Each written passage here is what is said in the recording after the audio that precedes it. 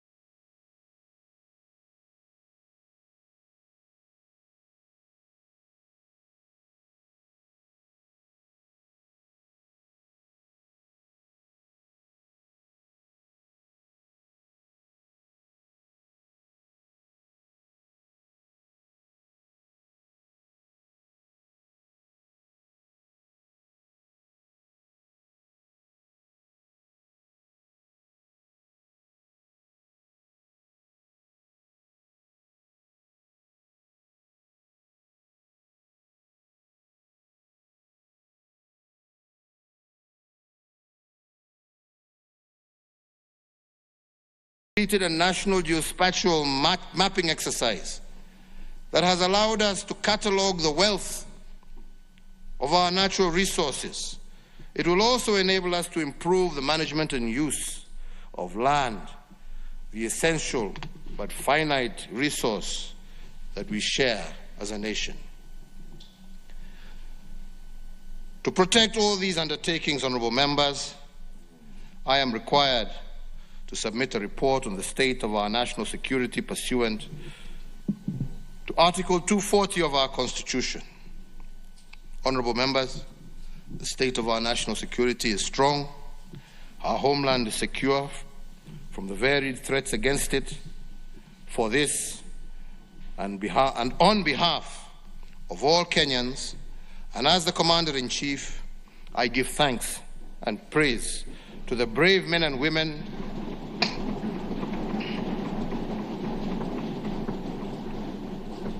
of our security services. They have continued to rout out terrorists, arrested and prosecuted many. Their plots are detected and disrupted before they can cause serious harm to more innocent Kenyans. The war against crime and criminality continues apace, driven by the National Police Service that continues to undertake technological, human resource and skills development to better service Kenyans. And while we celebrate the state of our national security, we must also recognize that our region is increasingly unstable. We are witnessing the escalating conflicts being caused by ethnicized and regionalized competition for political power. As has always been the case, we, as a country, are working hard to support peace and reconciliation processes where they are needed the most. We seek to export our peace and pragmatism to our region, knowing that success in our region will further secure our nation. Honourable members, we must always remember that the wages of bad politics is the people's suffering and ruin. Many neighbouring countries today need a handshake. They need a politics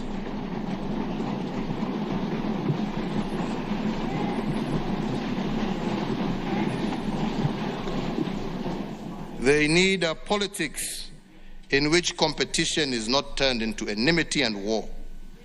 They need political leaders focused on including the young and desperate, not inciting them to revolt against their country and their elders.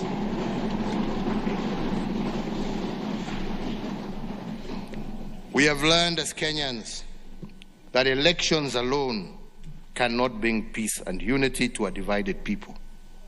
For that, leaders must reach out to each other and build bridges over turbulent waters to allow the people to cross into safety and prosperity. Our state of national security will remain strong as long as we practice inclusive and sober politics. I ask the members of this House, all leaders, and all Kenyans to deeply ponder their role in promoting the politics that assures our security, deters our enemies, and is focused on serving the people. My administration is also implementing the following reforms in the security sector: the expansion of the National Police Service Control and Command Center for Surveillance and Communication, the successful launch of the Digital Occurrence Book Pilot Project, and in addition, I recently and very proudly unveiled the National Security Innovations exhibition at the Kenya Wildlife Service Law Enforcement Academy in Manyani in Taita Taveta County.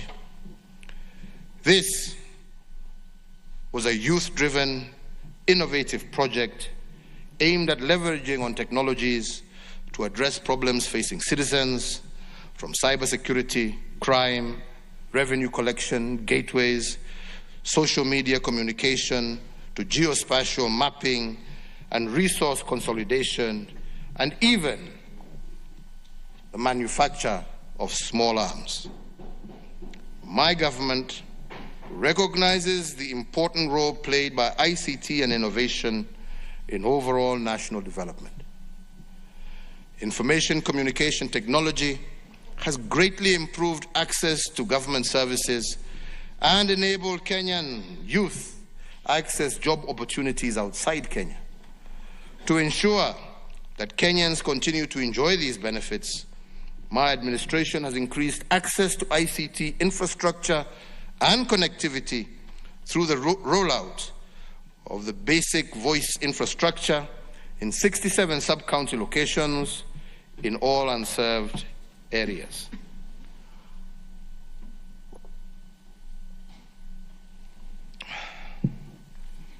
To improve access to information and e-government services, my administration has also established 135 constituency innovation hubs across the country.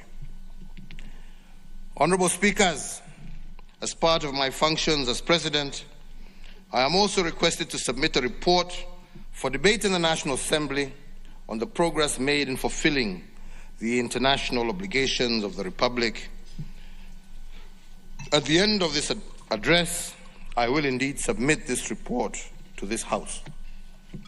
However, some of the key achievements of that report are worth mentioning in this State of the Nation address. As we relentlessly pursue our national development agenda, we remain alive to the fact that as a respected member of the community of nations, we have obligations on the regional, continental, and global stages. We are also acutely aware that the modern world is one where a myriad of transnational, traditional, as well as emerging security and ecological challenges pose grave threats to national security and development within our own borders. That said, we also do not lose sight of the tremendous opportunities available regionally, continentally, and globally for Kenya to deepen our shared prosperity. The East African community remains Kenya's foremost trade and investment priority, and we want to see even a further deepening of the integration processes within the EAC. Our people will reap the benefits of shared prosperity, and I look forward to working closely with all our neighbors to increase our exports within the East African community. And I am happy to note that indeed in 2019, our exports to the East African community jumped to a 6-year high.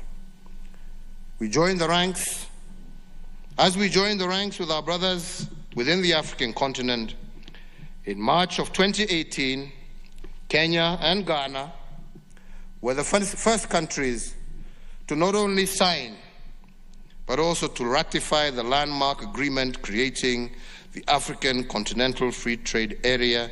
And once again, honorable members, I thank you for your support in making that happen. This agreement brings the 54 African nations under one common market with a population of 1.2 billion and a combined gross domestic product of more than $3 trillion US.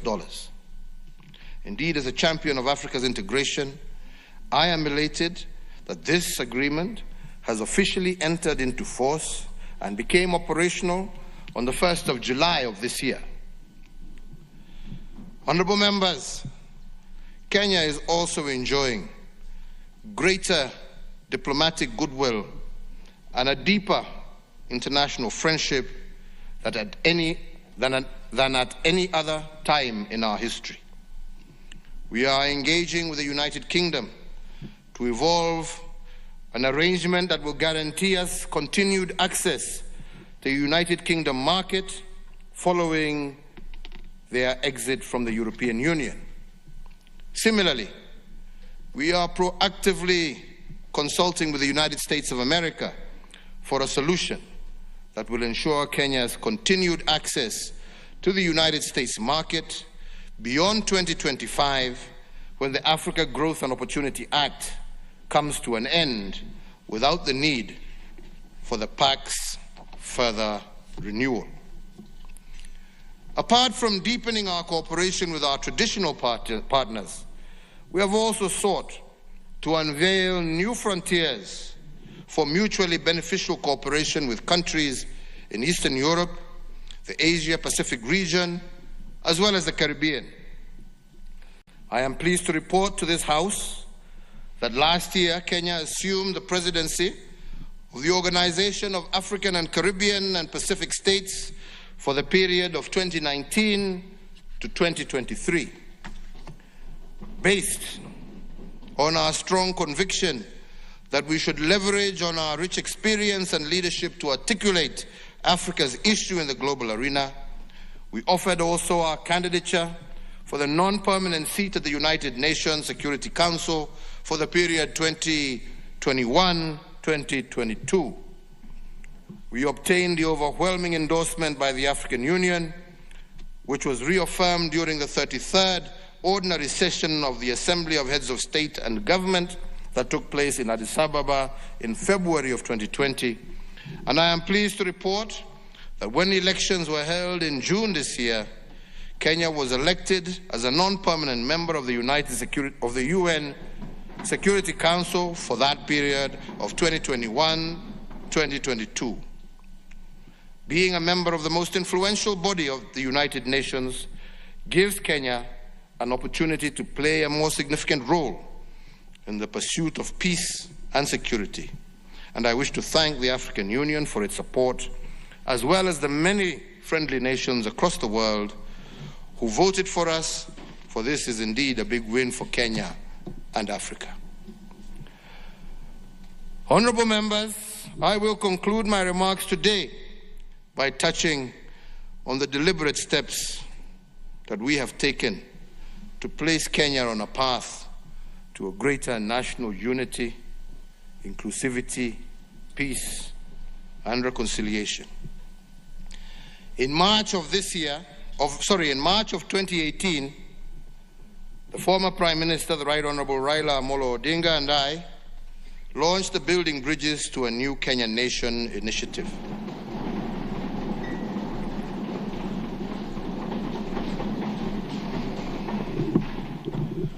To support the same, in May of 2018, we established the Building Bridges to Unity Advisory Task Force. And this task force has now completed its work and submitted its report, a report which has elicited great public debate. The report extensively evaluates our national challenges and makes robust and comprehensive practical recommendations to address them. Indeed, as we progress to the next phase of this, I urge all Kenyans to constructively consider the recommendations therein.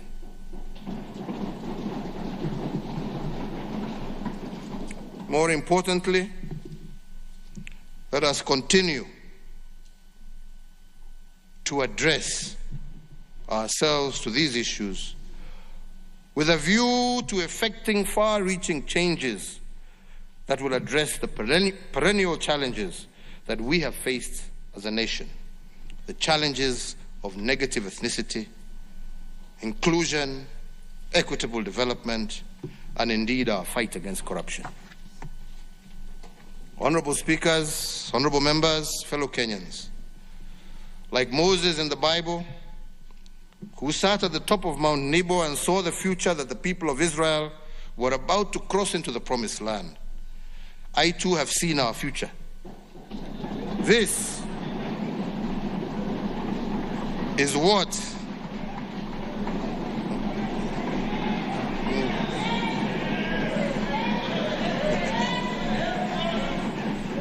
this, fellow Kenyans, is what our future looks like. A Kenya where no one will ascend to a high public office on account of their tribe. A Kenya where no capable person will wallow in poverty because of poor governance. A Kenya where our potential as a people will be exploited for the greatness of our nation. A Kenya where we will all share equitably in this prosperity of our nation. I believe our future is bright. I believe the future is beckoning us. The future is here for us to take. Indeed, a future where truly justice will be our shield and defender. Every journey, fellow Kenyans, starts with a single step, taken in faith, at times against all odds. That journey has commenced. Major changes are needed to our Constitution and other laws so as to lay the foundation for the prosperous future that we seek. As a people, we must seize this constitutional moment, as I have said, to ensure that we deliver to future generations of Kenyan the future that they deserve. Indeed, Kofi Annan once aptly reminded us as a country that this world is not ours to keep. We hold it in trust for future generations. This moment in time is our meeting with destiny.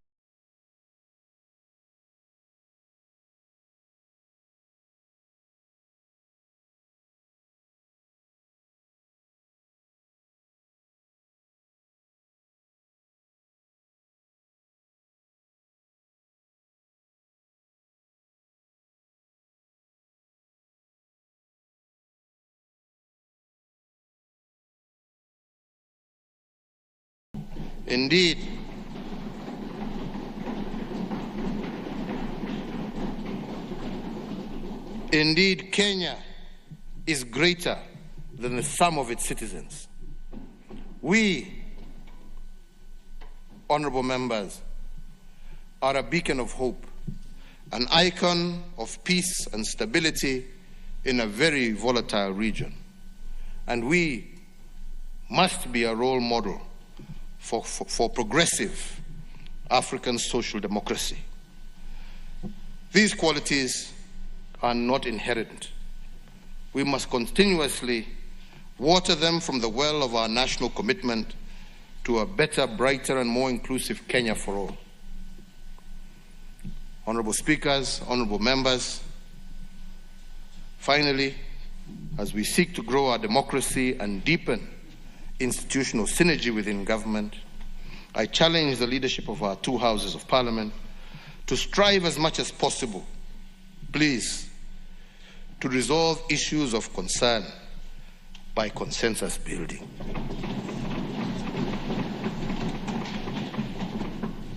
As worldwide experience shows, there is always some level of jostling to be expected between the two chambers of our national legislatures, and that happens everywhere around the world.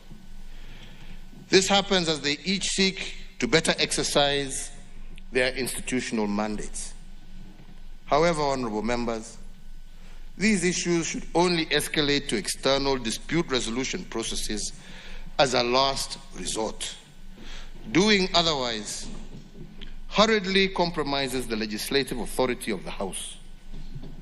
On our part, as the executive, we will always be at hand to aid in that consensus building and to foster internally mediated outcomes within Parliament.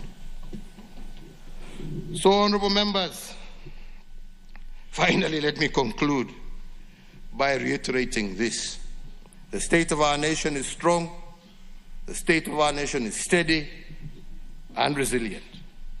Similarly, the state of our economic development is and remains on course despite unexpected disruptions to our economy and way of life, chiefly from COVID-19.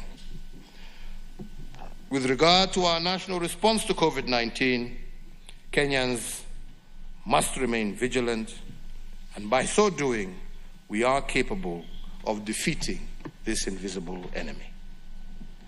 And now, honorable speakers, it is my pleasure to submit to Parliament the following three reports as required by the Constitution.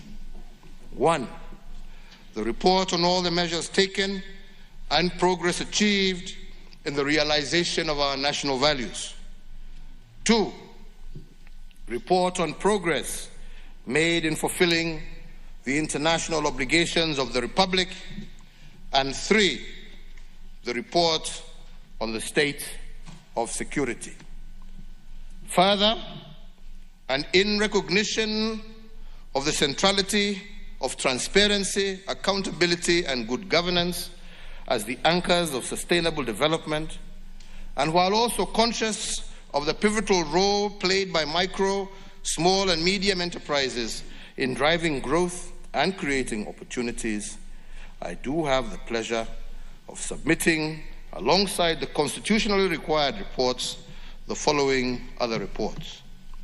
1, the report on ease of doing business, milestones 2017 to 2020. And 2, the annual report of the Office of Director of Public Prosecutions for the financial years 2017-18, 2018-19, 2019-20. Kwa hayo machache na mengi, Mungu awabariki na Mungu ailinde taifa letu la Kenya. Asanteni sana. Thank you very much.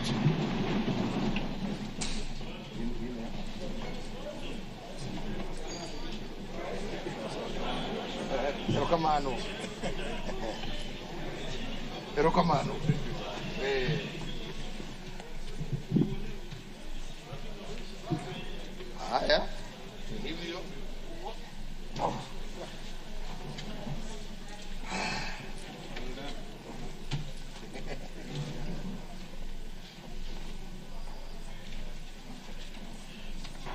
Honorable members, you may be upstanding.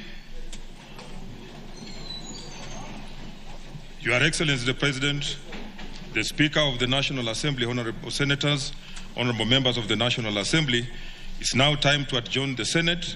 The Senate stands adjourned until Tuesday, 17th November 2020 at 2:30 p.m. in the Senate chamber. I thank you.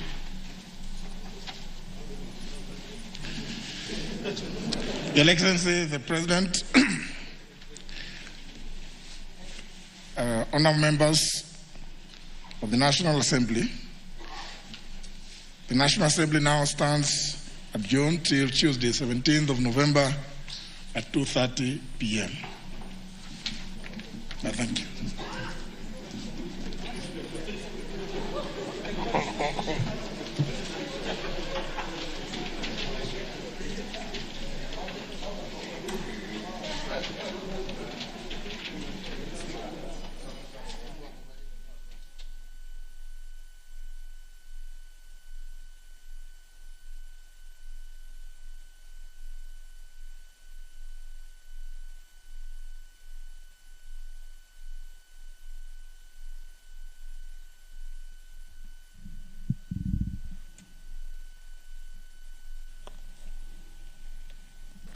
That adjournment by both speakers of Parliament, Honorable Kenneth Lusaka of the Senate and the Honorable Justin Muturi of the National Assembly, marks the end of this special sitting that saw the Head of State, His Excellency President Uhuru Kenyatta, deliver the State of the Nation address, in which he addressed the COVID-19 pandemic, the education sector, which has taken a hit from that pandemic, youth empowerment,